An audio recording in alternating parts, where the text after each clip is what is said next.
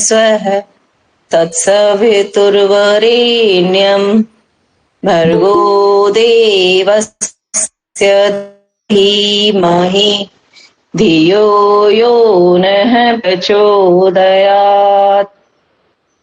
ओम शांति शांति शांति।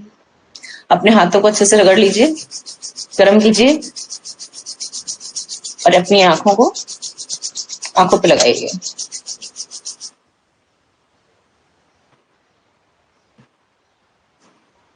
धीरे धीरे सभी अपनी आंखें खोलें और अपनी क्लास स्टार्ट करें। प्लीज सभी वीडियो स्टार्ट कर लीजिए और ध्यान से पढ़ें प्लीज।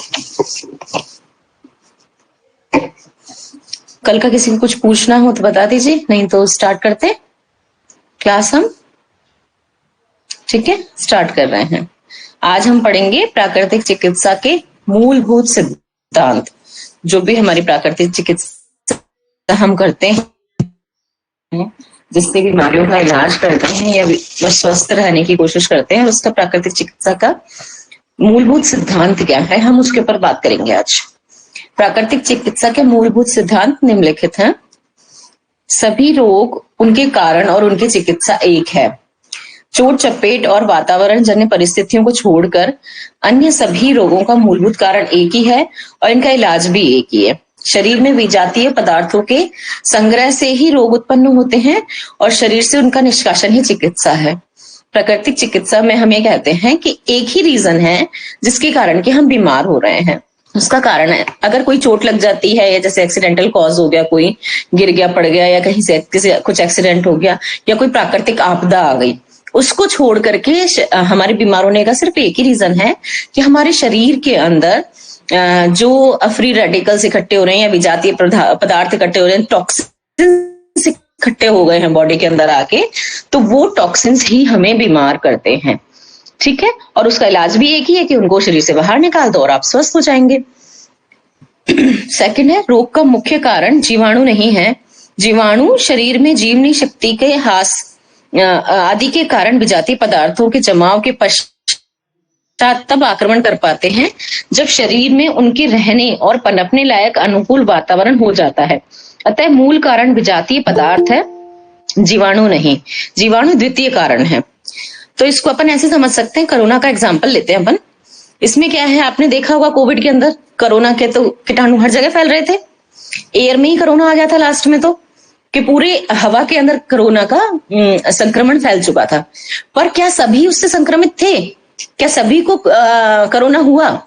तो अगर प्रथम कारण यही जीवाणु ही होते तो सबको कोरोना होना चाहिए था। पर चूंकि सबको कोरोना नहीं हुआ, तो क्यों नहीं हुआ? हमने कहा कि इसकी जीवनी शक्ति बहुत स्ट्रांग है, इसका इम्यून पावर बहुत स्ट्रांग है, तो इसकी है ना रोगों से लड़ने की क्षमता, रोग प्रतिरोधक क्षमता ज्यादा है।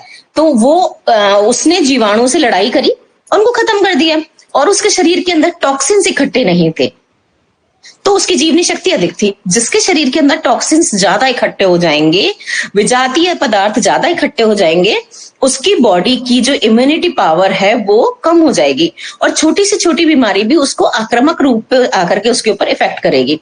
अगर उसके शरीर की जीवनी शक्ति ज्यादा है, रोग प्रतिरोधक क्षमता अच्छी है, तो आप उसके अंदर कोई सा भी कीटाणु प्रवेश करेगा, वो जो उसके अंदर शरीर की जो लड़ने, जो हमारे शरीर अंदर लड़ाई करता है, अगर आपने देखा हो तो व्हाइट ब्लड सेल्स खा जाती हैं उन जीवाणुओं को।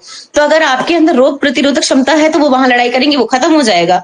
पर अगर आपके शरीर के अंदर विजातीय पदार्थ ज्यादा इकट्ठे हो गए हैं तो आपकी जीवनी शक्ति खत्म हो चुकी है या कम हो गई है या बहुत कम हो गई है। और किसी की थोड़ी कम हुई है तो वो थोड़ा सा इन्फेक्शन होके रह गया।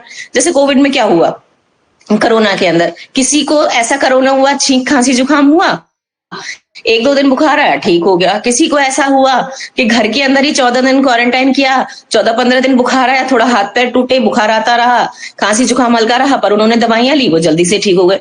कुछ लोगों को इतना ज्यादा इफेक्ट किया कि वो सांस नहीं ले पाए, हॉस्पिटल भागे गए, और हॉस्पिटल में एडमिट होकर के भी वो लोग बच नहीं पाए। और कुछ लोग जिनकी थोड़ी बहुत जीवनी शक्ति सही थी, उन रोग प्रतिरोधक क्षमता थी, वो हॉस्पिटल में उस लड़ाई, उस कोरोना से लड़े और फिर अपने घर लौट के आ गए। पर कुछ लोग ऐसे थे कि जो हॉस्पिटल जाके भी, जिनको ऑक्सीजन भी दिया गया, इंजेक्शंस भी दिए गए, सारी दवाइयां भी दी गई, प्रॉपरली उनको देखा भी गया, पर फिर भी वो अपने आप को नहीं बचा पाए। वो क्या कारण हुआ उनका? कि भाई उनकी जीवनी शक्ति नहीं थी, जो उनके अंदर उनकी बॉडी थी उसमें बहुत ज्यादा टॉक्सिन्स थे, विजातीय पदार्थ बहुत ज्यादा इकट्ठे हो गए थे, जिसके कारण उनका शरीर लड़ नहीं पाया उस बीमारी से, और अंत में शरीर ने हार मान ली। जब शरीर ने हार मान ली तो फिर वो लोग नहीं बचे। तो ये लोग समझा रहे हैं कि इसका सिद्धांत ये है कि अगर विजातीय पदार्थ ज्यादा इकट्ठे हो गए हैं तो आपका जो शरीर है वो जीवाणु, जो द्वितीय कारण है, प्रथम कारण तो हो गया आपके शरीर के टॉक्सिन्स, और जो द्वितीय कारण है जीवाणु, वो जब अटैक करेंगे तो फिर आप बीमार हो जाएंगे। तो इसलिए अपने शरीर की रोग प्रतिरोधक क्षमता बढ़ानी चाहिए। ठीक है। तीव्र रोग चूंकि शरीर के स्व उपचारात्मक प्रयास हैं, अतः ये हमारे शत्रु नहीं मित्र हैं। जीर्ण रोग तीव्र रोगों के गलत उपचार और दमन के फलस्वरूप पैदा होते हैं। अभी तीव्र रोग को कहते हैं कि बहुत तेज जो कोई बीमारी हो रही है वो हमारे शरीर की स्व रक्षात्मक उपचारात्मक प्रणाली है, कि तेज से बुखार आया तो अंदर ज्यादा से इन्फेक्शन हो गया है और ज्यादा तेज लड़ाई हो रही है व्हाइट ब्लड सेल्स की और कीटाणुओं की, तो वो तेज उन्होंने टेम्परेचर बढ़ा दिया, बता दिया कि आपको इस तरीके से कोई इन्फेक्शन हो रहा है तो जल्दी से उसका ट्रीटमेंट वो अंदर ही उससे कर रहे हैं। पर रोग प्रतिरोधक क्षमता अच्छी होगी तो फटाफट से ठीक हो जाएंगे। प्रकृति स्वयं सबसे बड़ी चिकित्सक है, ये इसका हमारा चौथा सिद्धांत है कि प्रकृति सबसे बड़ी चिकित्सक है। पहले आप देखते होंगे गाँव में, या फिर पहले तो शहर इतने हुआ भी नहीं करते थे, ऐसे कह दिया जाता था कि पेट में दर्द है तो आप एक दिन कुछ खाना पीना नहीं खाओ, और जब आपका थोड़ा पेट का दर्द कम हो जाए, हल्का हो जाए, तो फिर आप शाम को हल्का फुल्के खाने से स्टार्ट करो और फिर अगले दिन अच्छे से भोजन करो, तो वो अपने आप ही ठीक हो जाता है। तो स्वतः ही चिकित्सा हो गई। बुखार आ रहा है तो उनका खाना पीना, उनको अन्न देना बंद कर देते थे, पानी और लिक्विड ज्यादा दिया जाता था और वो स्वतः ही ठीक हो जाते थे। तो ये प्रकृति सबसे बड़ी चिकित्सक है। शरीर में स्वयं को रोगों से बचाने की और अस्वस्थ हो जाने पर पुनः स्वास्थ्य प्राप्त करने की क्षमता विद्यमान है, बस हम उसको कम करे जा रहे हैं। अपने बॉडी के अंदर डिफरेंट टाइप से टॉक्सिन्स को इकट्ठा करके, ये जो विजातीय पदार्थ बाहर से हम खाने पीने के द्वारा, या फिर आप कह लो ये डिओड्रेंट्स वगैरह लगाते हैं हम तरह तरह के, ये सारी चीजें जो हम यूज करते हैं वो केमिकल्स हमारी बॉडी के अंदर जा रहे हैं, वो बाहरी के तो पदार्थ हैं, वो कोई हमारी सेहत के लिए अच्छी चीजें तो है नहीं, पर अगर हम उन्हें खा रहे हैं या हम उन्हें लगा रहे हैं, एक्सेसिव यूज कर रहे हैं तो ये चीजें हमारी बॉडी के अंदर जाकर के हमारी रोग प्रतिरोधक क्षमता को कम कर देती हैं और हमारे शरीर के अंदर हर एक रोग से बचने की और स्वस्थ रहने की ताकत होती है। अगर वो अस्वस्थ भी हो जाएगा ना तो वापस अपने आपको वो कर लेगा, वापस सही कर लेगा। आपने देखा होगा कुछ लोगों को कि वो ऐसे होते हैं कि भाई जुकाम हो गया अब दवाई खा लो, नहीं 2-3 दिन तक रहेगा और हम फटाफट से ठीक हो जाएंगे। एक उनकी विल पावर भी बहुत स्ट्रांग होती है और है ना वो प्रकृति को चिकित्सा करने देते हैं कि जो गंदगी इकट्ठी हो गई है ये इसके कारण हमारे नाक के थ्रू, जो हमारे लंग्स में गंदगी इकट्ठी हुई है वो नोज के थ्रू निकलेगी और फिर हम ठीक हो जाएंगे। जब वो इन्फेक्शन क्लियर आउट हो जाएगा तो अपने आप जुकाम ठीक हो जाएगा। और ये एक नॉर्मल ही सिद्धांत है, इसी तरह से चलता है। प्राकृतिक चिकित्सा में चिकित्सा रोगों की नहीं बल्कि रोगी की जाती है। जो प्राकृतिक चिकित्सा होती है हमारी, हम उसमें क्या करते हैं, रोगी की चिकित्सा करते हैं, रोगों की नहीं करते हैं। रोग तो आगे चला जाएगा पर रोगी को आप जब समझाएंगे खान पान रहन सहन क्या आपके शरीर के अंदर परेशानी, तो आप चिकित्सा किसी कर रहे हैं, रोगी की कर रहे हैं ना। ये भी इसका एक सिद्धांत है।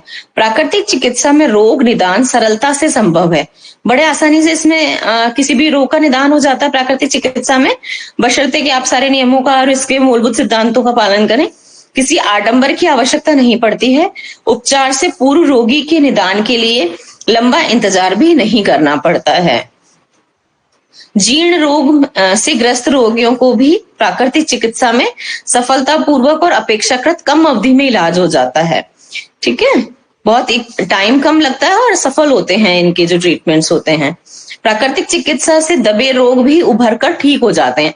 कई बार ऐसा होता है कि ट्रीटमेंट हम किसी और चीज का कर रहे होते हैं और फिर कुछ और बीमारी उठ जाती है, तो कुछ लोग क्या कहते हैं कि वो बीमारी तो ठीक नहीं हुई, दूसरी और निकल के आ गई। पर उसका कारण ये है कि कोई एक रूट कॉज थी जिसके ऊपर जाकर के उसने काम किया, तो कहीं और कुछ चीज निकल के आई कि ये भी उसी के कारण हो रहा था, तो वो उसमें सामने उभर के आती है और दोनों बीमारियों का इलाज एक ही साथ हो जाता है। अलग अलग नहीं करना पड़ता है कि आज तो इस चीज का इलाज करा लिया और इसके कारण जो दूसरी बीमारी उभरी उसकी फिर आप बाद में इलाज करा रहे हैं, जैसे एलोपैथिक में अधिकतर हो जाता है। प्राकृतिक चिकित्सा द्वारा शारीरिक, मानसिक, सामाजिक और आध्यात्मिक चारों पक्षों की चिकित्सा एक साथ की जाती है। प्राकृतिक चिकित्सा के अंदर चारों ही चीजों की चिकित्सा करी जाती है। जो इसमें है, इसका जो चारों ही पक्ष हैं, आध्यात्मिक, सामाजिक, मानसिक और शारीरिक, इन सभी को साथ में लेके चलते हैं। आपसे बात भी करेंगे, आपको समझाएंगे भी, आपको आपके जो आध्यात्मिक पथ पे भी आगे अग्रसर करेंगे, क्योंकि जो ओम का उच्चारण कराएंगे, आपको समझाएंगे कि इन सब चीजों का क्या महत्व है। आपको आपकी सामाजिक भी बताएंगे, नैतिक भी बताएंगे, आपकी जो वो है मानसिक भी आपको जब समझाया जाएगा, बताया जाएगा, और कि आपकी परेशानी क्या है, क्योंकि मानसिक तनाव भी तो रोगों का कारण होता है और मानसिक बीमारियां भी बीमारियां होती हैं, तो उसके बारे में भी सारी ही चीजों को वो एक साथ लेके चलते हैं, एक साथ उनका ट्रीटमेंट करते हैं और एक ही बार में हो जाता है। विशिष्ट अवस्थाओं का इलाज करने के स्थान पर प्राकृतिक चिकित्सा पूरे शरीर की चिकित्सा एक साथ की जाती है। केवल एक एक चीज का इलाज करने की जगह पूरे शरीर का ही करते हैं ट्रीटमेंट, वो कि एक बार में हो जाएगा। जब सारे शरीर से ही गंदगी बाहर निकल जाएगी और पूरी बॉडी साफ हो जाएगी तो हर एक बीमारी का इलाज हो जाएगा।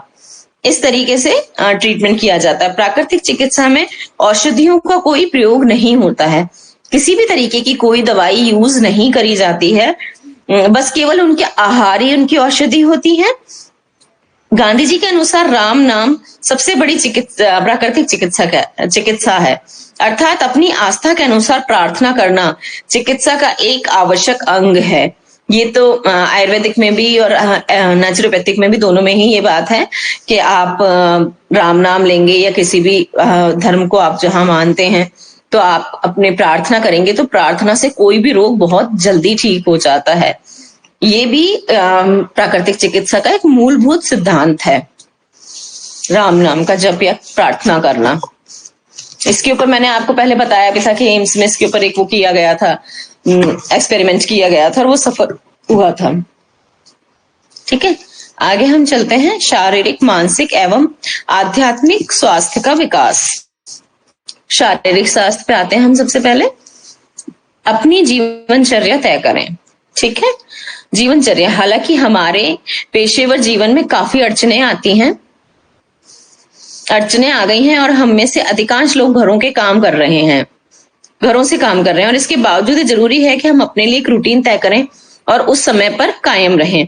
कि आप चाहे कैसे भी काम कर रहे हैं, कहीं जाके काम कर रहे हैं, घर से काम कर रहे हैं, या जिस भी लेवल का आप वर्क कर रहे हैं, उसमें जरूरी है कि आप अपने लिए एक रूटीन बना के ले रखें कि इस टाइम से इस टाइम तक ये, इस टाइम से इस टाइम तक ये, इस टाइम उठना है, इस टाइम सोना है, इस टाइम मुझे खाना खाना है, इस टाइम मुझे योग करना है, इस टाइम मुझे अपने लिए, शरीर के लिए आप जो भी कुछ क्रियाएं करते हैं वो सब चीजें, हर एक चीज का एक रूटीन और एक टाइम हमेशा फिक्स होना चाहिए, ताकि आपके जो ये जीवनचर्या है वो सही से चले। क्योंकि जब ये डिस्टर्ब होता है तो ही हमारे शरीर में बीमारियां अटैक करती हैं, या आपको उस टाइम शुरुआत में पता नहीं चलता, पर धीरे धीरे कुछ चीजें वहां आ रही होती है और इकट्ठी हो रही होती हैं।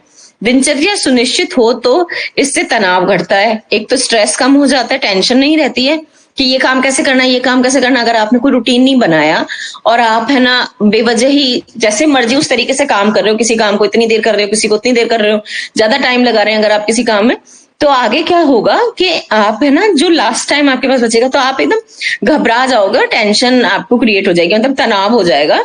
कि अब इस काम को मैं कैसे खत्म करूं।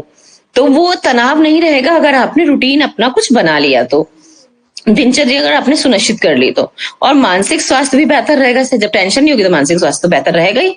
आपके रूटीन में बच्चों को उनकी पढ़ाई में मदद करना, घर से ऑफिस के काम पूरे करना, खाना बनाना, घर के दूसरे काम करना और आसन, व्यायाम, प्राणायाम आदि स्वास्थ्य संबंधी उपाय भी शामिल हो तो बेहतर है। मतलब आप जो अपना काम कर रहे हैं वो तो कर ही रहे हैं, पर उसके अंदर एडिशन ये भी हो कि आप है ना बाकी के कामों के लिए भी आसन, प्राणायाम वगैरह, बच्चों की हेल्प करना, घर में हेल्प करना, वो भी आपकी दिनचर्या और रूटीन के अंदर शामिल होंगे। तो आपको बहुत अच्छा ही रिजल्ट मिलेगा। मतलब आपको भी खुशी होगी ये सब कुछ करके। जब आपके बच्चों का पढ़ाई में हेल्प करेंगे तो अच्छा लगेगा आपको, है ना। स्वास्थ्यकर भोजन करें और खाने का समय निश्चित करें। हमेशा ये बात हमेशा ध्यान रखें कि खाने का हमेशा टाइम होना चाहिए, निश्चित समय पे। फिर आपको हमेशा भूख लगती है। अगर कभी आपने खाने का एक टाइम नहीं रखा, कभी आप 8 बजे खा रहे हैं, कभी 9 बजे खा रहे हो, कभी 10 बजे, कभी 12 बजे, तो फिर आपकी जो पाचन क्रिया है ना वो प्रॉपरली काम नहीं करेगी। अगर एक टाइम रहेगा तो उसी टाइम वो रस स्रावित होंगे, उसी टाइम आपको तेज भूख लगेगी, आपकी अग्नि एकदम तेज होगी और आपका खाना, आपका खाया हुआ पचेगा अच्छे से और उसका रस अच्छा बनेगा, तो आपका खून भी अच्छा बनेगा। स्वास्थ्यकर भोजन बहुत महत्वपूर्ण है। मतलब स्वास्थ्यकर का मतलब है जो आपके स्वास्थ्य के लिए अच्छा है, ना कि पिज्जा, मोमोज, चाउमीन वगैरह, बाहर का खाना, पूड़ी पकवान, समोसे, कचौड़ी वचौड़ी, ये जब सारा जो खाना है तेलीय वाला और पैक्ड फूड, मैगी वैगी, ये सब क्या है, ये स्वास्थ्यकर नहीं है, ये अस्वास्थ्यकर भोजन है। स्वास्थ्यकर भोजन क्या है, हमारे घर का स्वच्छ बना हुआ ताजी भोजन, दाल, चावल, रोटी, सब्जी। अगर कोई नॉनवेज खाता है तो वो नॉनवेज, उसका जो घर का बना हुआ खाना है, जो ताजा पकाया जाता है और वो भावनाओं के साथ पकाया जाता है, वो भोजन हमेशा स्वास्थ्यकर होता है। उसे खाने से आपका स्वास्थ्य हमेशा ठीक रहेगा।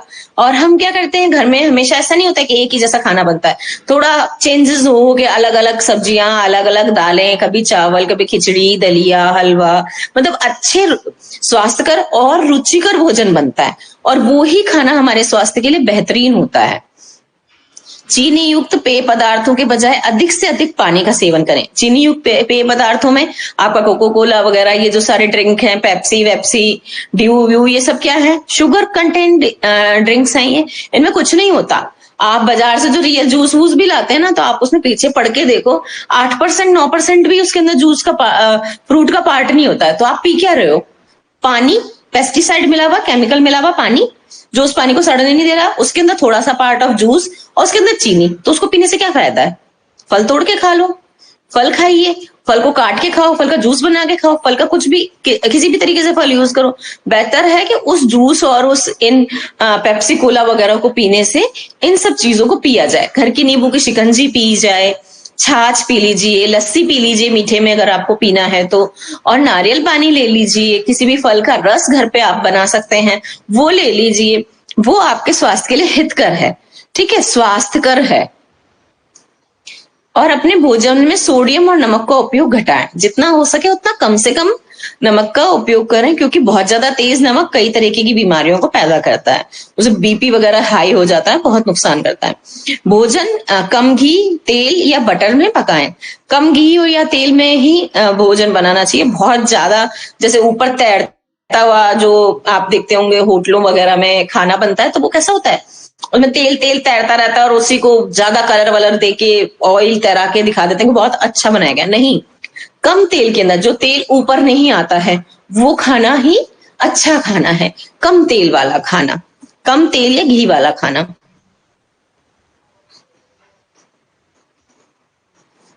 ज्यादा फैट वाले मीट की बजाय सी फूड खाएं, वो ज्यादा हेल्दी होता है। ज्यादा से ज्यादा सब्जी और फल खाएं। घर पर रहने की वजह से आपके खान पान पर भी असर पड़ सकता है। आजकल तो सब लोग घर बाहर दोनों ही जगह से काम कर रहे हैं, दोनों ही तरीके का काम चल रहा है, केवल बाहर का काम नहीं है, घर में बैठ के काम नहीं है, बाहर का भी है। पर कहा कैसे भी काम करें, आपका डेली रूटीन में जो भी हो, खाने का जो आपका खान पान है वो अच्छा होना चाहिए।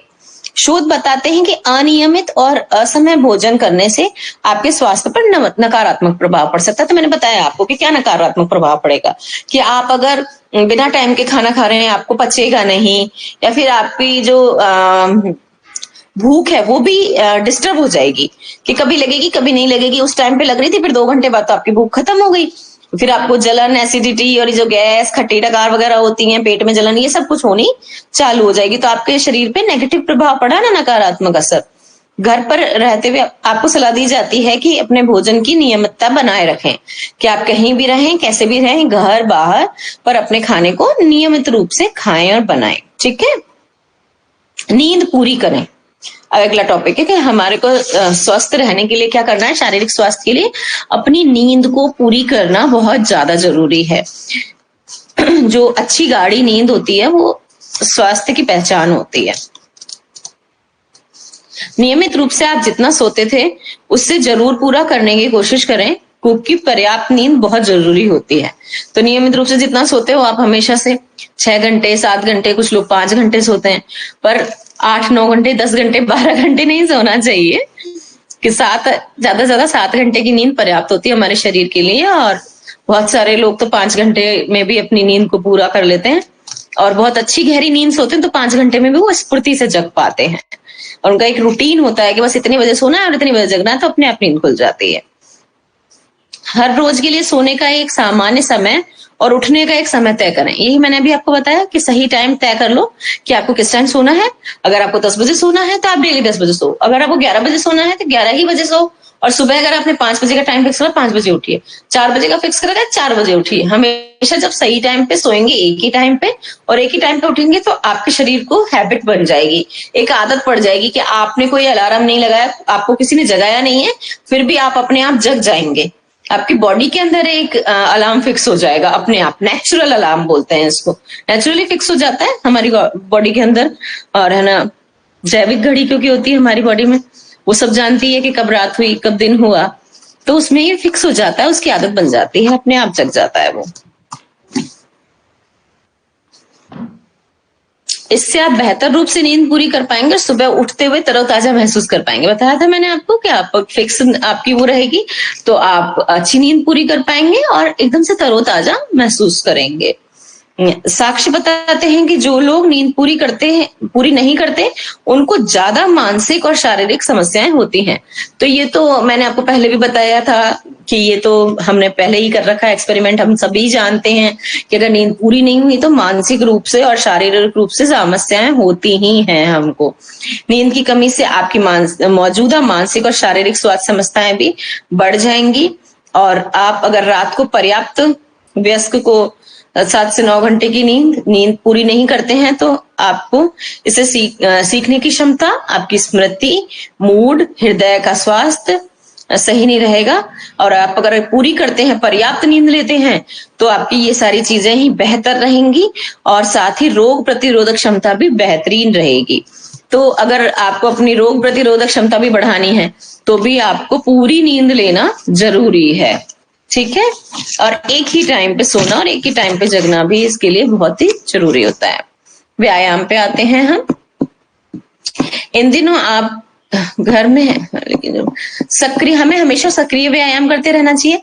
शारीरिक गतिविधियों को जारी रखना चाहिए, बहुत जरूरी है। क्योंकि अगर आप बैठे रहेंगे एक ही जगह पे, या फिर किसी भी तरीके से आप कम काम कर रहे हो या कर ही नहीं रहे हो, बस बैठे बैठे का ही काम है। जैसे आपने देखा होगा बहुत सारे लोगों का ऑफिस में बैठे बैठे एक कुर्सी में बैठे रहने का काम है, तो कुछ टाइम के बाद क्या होता है, उनकी गर्दन वगैरह में दर्द होने लग जाता है, बैठे रहने से पैर सुन्न होने लग जाते हैं, झनझनाहट आने लग जाती है पैर में, तो कई तरह की बीमारियां आ जाती हैं। तो केवल बैठे ही मत रहो, थोड़ा अपने शरीर को चलाते रहो, व्यायाम करते रहो, शारीरिक गति करते रहो। जरूरी नहीं कि उसमें बैठ के आपको योगासन ही करना है। चल के अगर आप एक चक्कर घूम भी लेते हैं, 10-20 कदम चल लेते हैं, तो भी उसमें भी आपका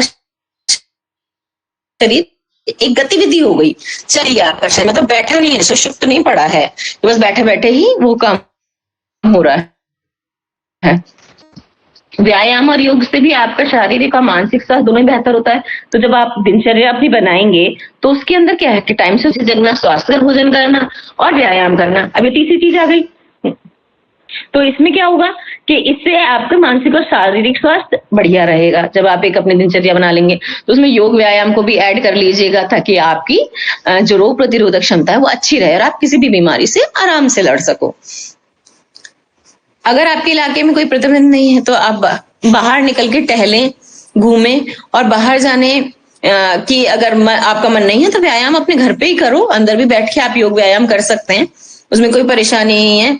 खड़े खड़े भी बैठ के हो जाता है, दंड बैठक करें, पुशअप्स करें, योगा करें, प्राणायाम करें, और अंदर अपने घर में भी या फिर अपनी छतों पे भी आप टहल सकते हो।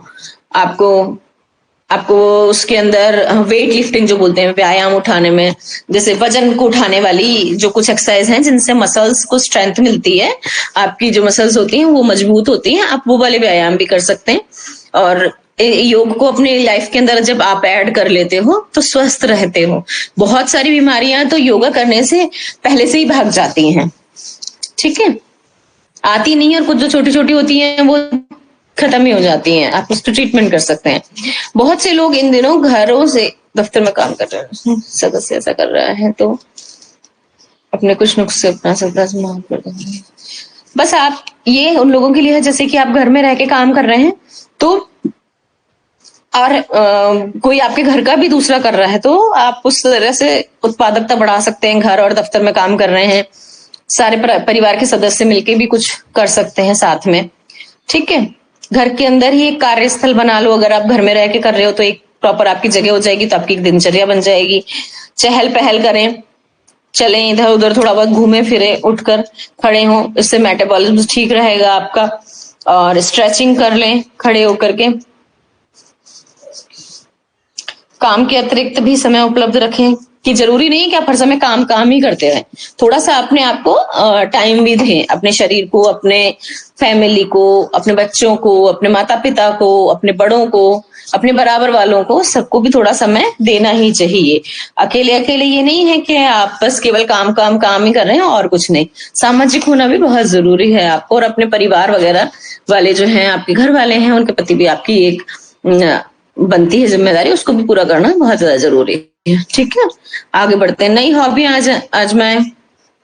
आजकल के तत्कालिक समय के बारे में सोचते रहने से बेटर है कि कुछ नया आजमाएं, नए हेल्दी चीजें पकाएं, अच्छा खाना बनाएं, खुद घर पे नई नई चीजें ट्राई करें।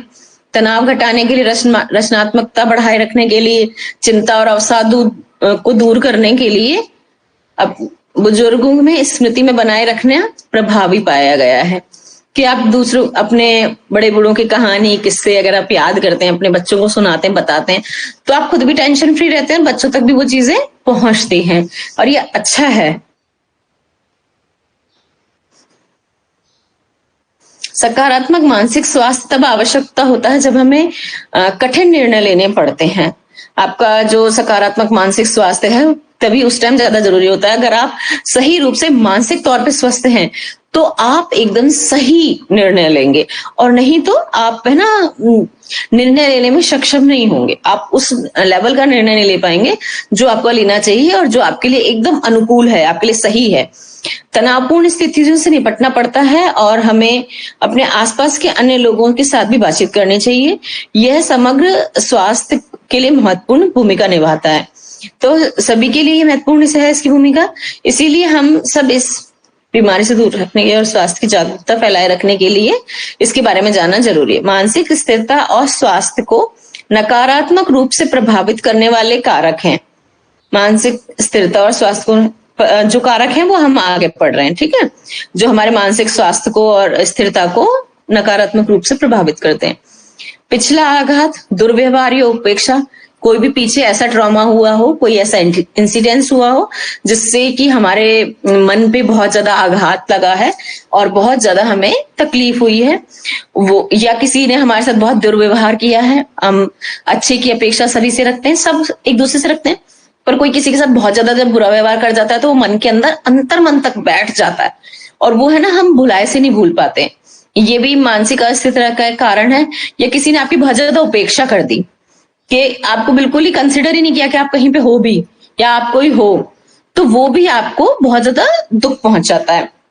दीर्घकालिक या गंभीर तनाव कोई रहा हो, बहुत लंबे समय से आपको एक टेंशन चली आ रही है या कोई बहुत ही गंभीर बात है, बहुत आपके लिए परेशानी वाली है, तो वो भी एक रीजन है कि आपका मानसिक अस्थिरता मानसिक स्थिरता को आप प्रभावित करती है। वो सामाजिक अलगाव, अगर आप सामाजिक रूप में समाज में नहीं रह रहे हैं या समाज से किसी भी कारण आपको अलग कर दिया गया है, या कई बार आपने देखा होगा कि जो लोग किसी भी रीजन से अलग कर दिए जाते हैं, पहले समाज से बहिष्कार वगैरह कर दिया जाता था, अगर आपको याद हो तो, किसी भी कारण से, तो अगर ऐसा कुछ कारण रहा है तो जब सामाजिक अलगाव हो जाता है ना, वो अलग हो जाते हैं, तो वो भी उनको बहुत ज्यादा टेंशन क्रिएट करता है। अकेलापन, अगर व्यक्ति अकेला रह रहा है, उसके पास कोई नहीं है, अगर वो बाहर कहीं काम करने गया है या बाहर पढ़ाई करने गया है, वो अलग रहता है, बच्चा या कोई भी बड़ा काम कर रहा है या पढ़ाई कर रहा है, अलग है, तो उसको भी है ना मानसिक अस्थिरता आती है, मानसिक रूप से तनाव ग्रसित रहता है वो व्यक्ति। कोई वियोग हो, किसी से बिछुड़ जाए, किसी से बहुत दूर हो जाए, या फिर किसी की मृत्यु वगैरह भी बहुत ज्यादा प्रभाव डालती है। भेदभाव, अगर किसी बच्चे से आप, अगर 2-3 बच्चे हैं, उनमें से आप एक के साथ भेदभाव कर रहे हैं, तो वो भी उसको परेशान, बच्चे के लिए मानसिक अस्थिरता का कारण होता है। लंबी अवधि की शारीरिक स्थिति और सामाजिक कमियां, कई समाज में कई कमियां हैं। गरीब और महत्वपूर्ण ऋण, गरीबी या महत्वपूर्ण ऋण हो जो होते हैं, बहुत ज्यादा किसी पे कर्जा होता है, तो वो भी बहुत तनाव का कारण है। अगर आप कमा नहीं पा रहे हैं जितना आपका खर्चा है, तो वो भी एक तनाव का कारण है। बेरोजगारी, कि आपको काम ही नहीं मिल रहा, आप काम तो करना चाहते हैं पर काम ही नहीं मिल रहा, तो बेरोजगारी है, तो वो भी तनाव का एक कारण है। तनाव का और मानसिक अस्थिरता का, ब्रेकअप या तलाक, अलग हो जाना, जैसे आजकल रिलेशनशिप्स वगैरह चलती हैं, उसमें ब्रेकअप हो जाते हैं, तो आप देखते होंगे लड़के लड़कियां वगैरह उससे निकलने में बहुत टाइम ले लेते हैं, या कुछ लोग सुसाइडल अटैक्स करते हैं, अपने आप के साथ एक्टिविटीज करते हैं सुसाइडल, अपनी जान लेने की कोशिश करते हैं, कुछ लोग फांसी वगैरह भी लगा लेते हैं। ये सारी चीजें क्या हैं? ब्रेकअप और तलाक हो जाने के कारण ऐसी स्थितियां उत्पन्न होती हैं। और जो नहीं कर पाते हैं तनाव के, फिर वो गहरे डीप डिप्रेशन के अंदर चले जाते हैं, तो उनका इलाज बहुत ज्यादा जरूरी है। मानसिक अस्थिरता उनसे बहुत ज्यादा आती है, क्योंकि व्यक्ति एकदम अकेला हो जाता है इन सब चीजों से और टूट जाता है। बेकार पारिवारिक जीवन भी, अगर किसी घर में बहुत ज्यादा कलेश किचकिच चिकचिक रहती है और हर समय घर में घुसना अंदर आना, जैसे ही आप बैठ रहे हैं एक साथ या खाना खाने बैठ रहे हैं या एक साथ इकट्ठे बैठे ही हैं, टीवी भी देख रहे हैं, तो किसी टॉपिक पे बात चल गई और चिक चिक होने लग गई और बातें बढ़ते बढ़ते ज्यादा बढ़ जाए और आपस में कलेश होने लग जाए, तो जो ये इस तरह का बेकार पारिवारिक माहौल होता है, या एक दूसरे को टीस करने की आदत, कि जब बोल रहे हैं तो ताने मार के बोल रहे हैं या अच्छा बोल ही नहीं रहे हैं एक दूसरे से, तो ये भी बेकार चिक चिक वाला जो माहौल होता है ना, ये भी तनाव क्रिएट करता है और हमको मानसिक रूप से स्वस्थ नहीं रहने देता है। हम पढ़ते हैं अब, मानसिक स्वास्थ्य क्यों महत्वपूर्ण है। ठीक है, मानसिक स्वास्थ्य का संबंध व्यक्ति के भावनात्मक, मनोवैज्ञानिक और सामाजिक कल्याण से है।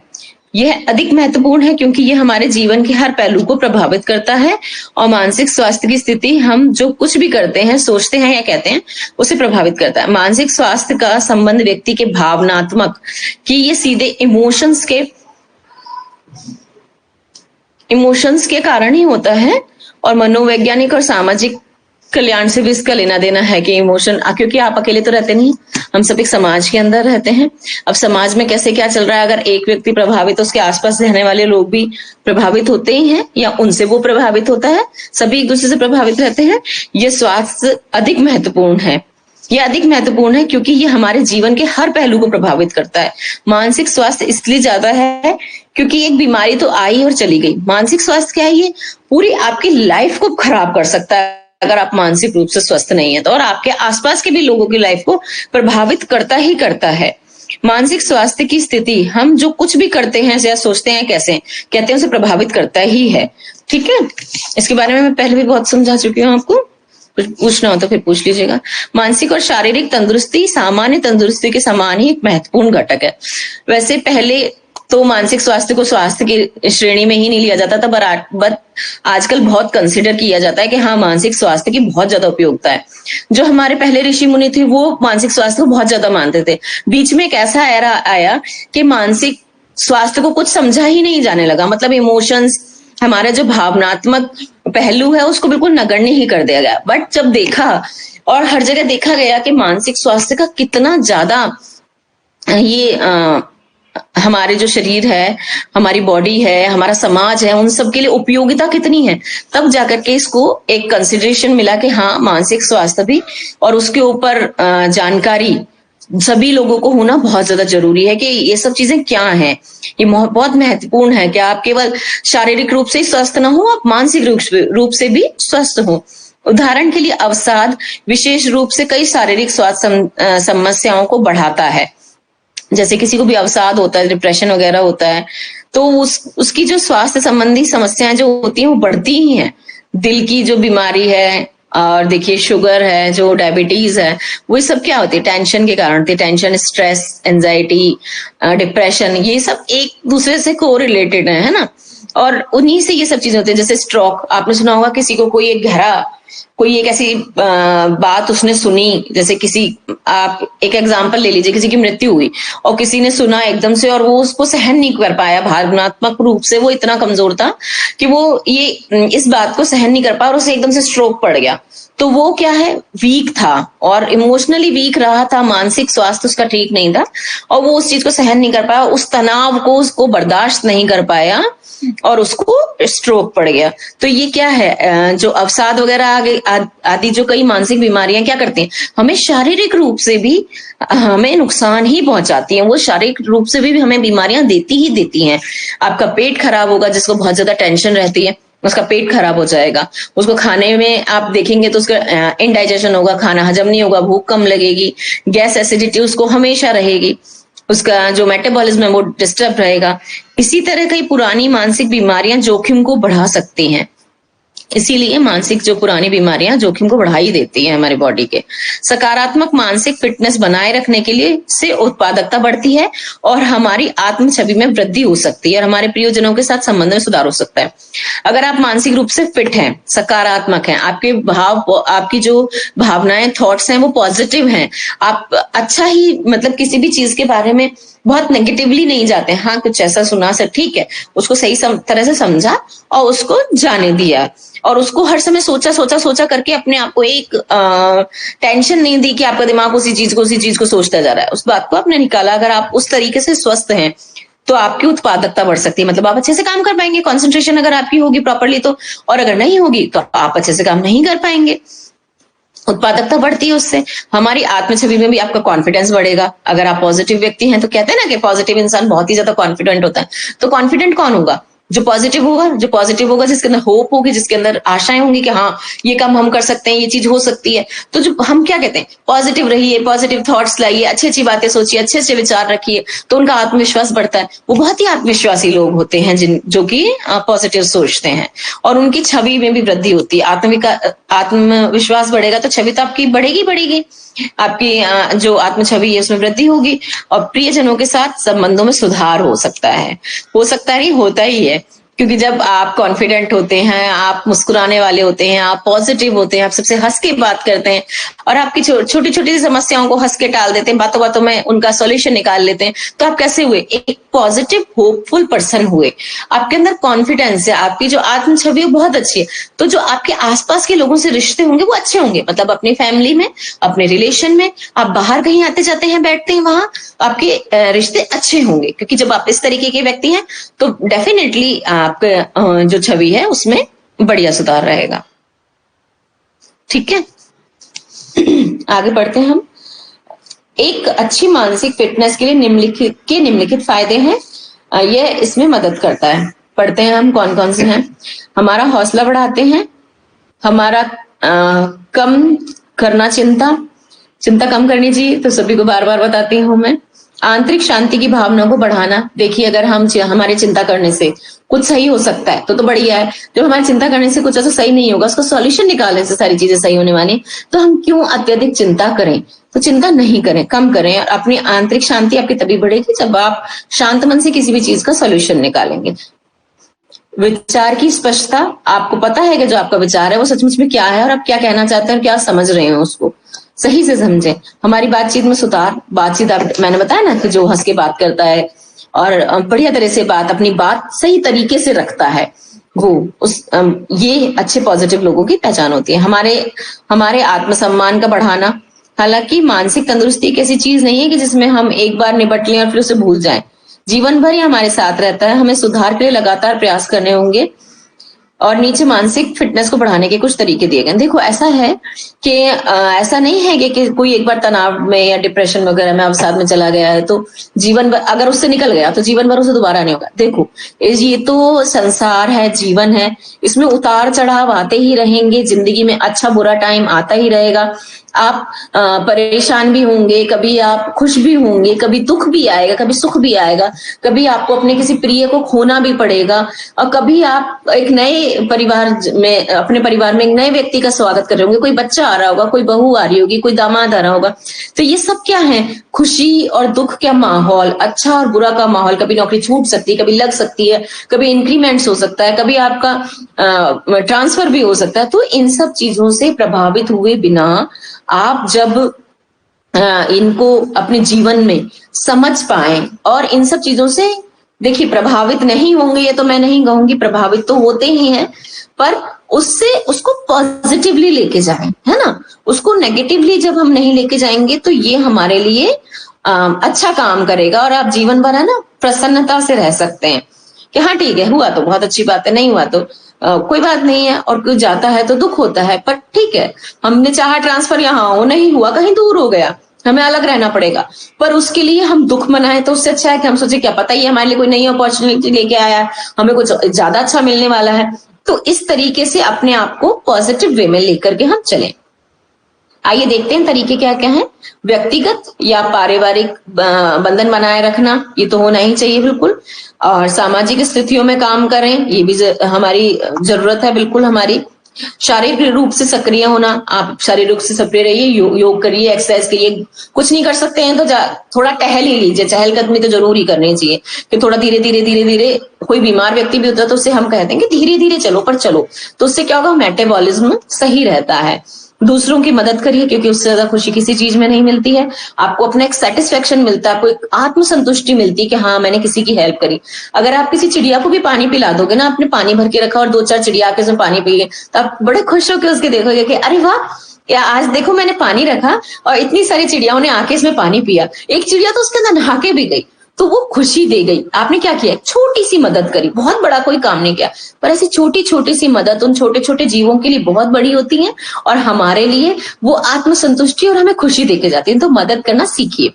दूसरों के साथ जुड़ना, कि आप किसी के साथ हैं तो ये नहीं कि उसके साथ कुछ भी हुआ है तो हाँ ठीक है, हाँ समझ में आ गया, नहीं, आप भावनात्मक रूप से उनसे थोड़ा बहुत जुड़, ये नहीं कि बहुत ज्यादा जुड़ जाएं कि आप ही उसके अंदर डीपली घुस गए, आपको उससे भी तकलीफ होने लगे, नहीं, पर उसकी भावना को समझिए, उसके दुख में दुखी और उसके सुख में सुखी होना ही दूसरों से जुड़ाव के कहना है। पर्याप्त नींद, आपको नींद पूरी लेनी चाहिए, बहुत ज्यादा जरूरी है। मुकाबला कौशल विकसित करें, मतलब अच्छा कंपटीशन, गुड कंपटीशन जो होता है आप एक दूसरे के साथ में रखिए कंपटीशन वगैरह, कि हाँ अच्छी तरह से हम उन्नति करते रहें, वो उन्नति कर रहा है हम भी मेहनत करें, हम भी उन्नति करें। ये नहीं कि वो उन्नति क्यों कर रहा है हम क्यों नहीं कर पाए, ऐसा भाव नहीं रखना है ईर्ष्या वाला। हमें भाव रखना है कि देखो उसने इतना कर लिया, हमें भी उससे, है ना, शिक्षा लेनी चाहिए, हमें उससे हौसला लेना चाहिए कि हाँ जब वो कर सकता है तो हम क्यों नहीं कर सकते। ये वाला मुकाबला कौशल विकसित करना। चिकित्सा की तलाश करना, वो तो होना ही चाहिए कि आप जब प्राकृतिक चिकित्सा के लिए हैं तो रोज नाम से अपना डेली डायरी, जर्नल वगैरह जो लिखना अपना कहते हैं, अपना लिखो, हमने आज क्या किया, क्या नहीं किया, कैसे है हमारी लाइफ, कैसे चल रही है, हमने क्या क्या अच्छे काम किए, क्या क्या गलत काम किए। जो गलत काम किए उसे हम नहीं करेंगे आगे, तो सुधारने की कोशिश करेंगे। जो अच्छे काम किए उनको कंटिन्यूअस रखेंगे, आगे उनको हमेशा करते रहेंगे, ताकि हमारा जीवन बेहतर बने, हम एक और अच्छे इंसान बने। ठीक है। माइंडफुलनेस का अभ्यास, मेडिटेशन की तरह माइंडफुलनेस, तो हमें सीखनी होगी। और ये बहुत जरूरी है आजकल की लाइफ के लिए, माइंडफुलनेस वाली जो विचार है कि हाँ ठीक है, आप सोच समझ के समझदारी के साथ में जो भी फैसला लेना है उसे मेडिटेशन की तरह यूज करें। हर चीज, जैसे कि जो आजकल लोगों में अभाव वाली जो स्थिति होगी ना, वो नहीं, माइंडफुलनेस के साथ में आपको प्रकृति के लिए या जो भी चीज आपको मिली है उस सब के लिए ग्रेटफुल होना चाहिए, धन्यवाद हमें देना चाहिए कि जो भी कुछ है वो शायद हमारे पास जितना है उतना किसी के पास बिल्कुल भी नहीं है, हमें तो बहुत ज्यादा दिया है वगैरह, इस तरीके की चीजें। और व्यायाम को अपनी जिंदगी में हमेशा ऐड करना चाहिए। योग या कम प्रभाव वाले व्यायाम जैसे भी आप कर सकते हैं, इन सब चीजों को व्यक्त करना और साझा करना मानसिक सीखना मानसिक तनाव को कम कर सकता है और आपको आराम महसूस करा सकता है। आपस में थॉट शेयर करना भी बहुत जरूरी है। जैसे पहले के जमाने में तो आपने सुना होगा, इतनी इस तरह की मानसिक तनाव वाला स्थितियां बहुत कम होती थी। क्या होता था, बड़ी बड़ी जॉइंट फैमिली होती थी, हम सब लोग एक साथ रहते थे, और है ना माँ बाप से नहीं कह सकते तो चाचा चाची से कह सकते, चाचा चाची से नहीं कह सकते हैं तो हमारी बुआ हैं, हमारे बड़े भाई बहन हैं, कजिन्स हैं, हम उनसे कह लेते थे तो हमें परेशानियां नहीं आती थी अपनी लाइफ के अंदर। तो हमें कहीं ना कहीं सॉल्यूशन मिल ही जाता था अपने बड़ों से। हमारे लिए बड़े बहुत होते थे जिनसे हम साझा कर सकते थे। कुछ नहीं तो हमारे पास एक दादा दादी एक ऐसे फिगर होते थे कि माँ बाप से भी बचा लेंगे अगर हमसे कोई गलती हो गई है, और हमारे को सही शिक्षा भी देंगे और हमें गलत रास्ते पे कहीं भी नहीं जाने देंगे। तो वो हमारा वो करते थे। तो ये जो साझा करने वाली चीजें, तो कुछ नहीं तो अपने माँ बाप को, अपने कोई एक फ्रेंड ऐसा बनाइए जिससे आप अपने मन की बातें शेयर कर सके, ताकि आपको मानसिक रूप से तनाव कम से कम हो। ठीक है। और योग भी कम तनाव करने वाले योग और व्यायाम भी होते हैं जो आपको बहुत ही ज्यादा ठीक रखते हैं, तो ये भी हम यूज कर सकते हैं। ठीक है। आज का सत्र हम यही पे, किसी को क्वेश्चन वाश्चन कुछ पूछना है तो बताइए, कुछ अगर ऐसा है तो।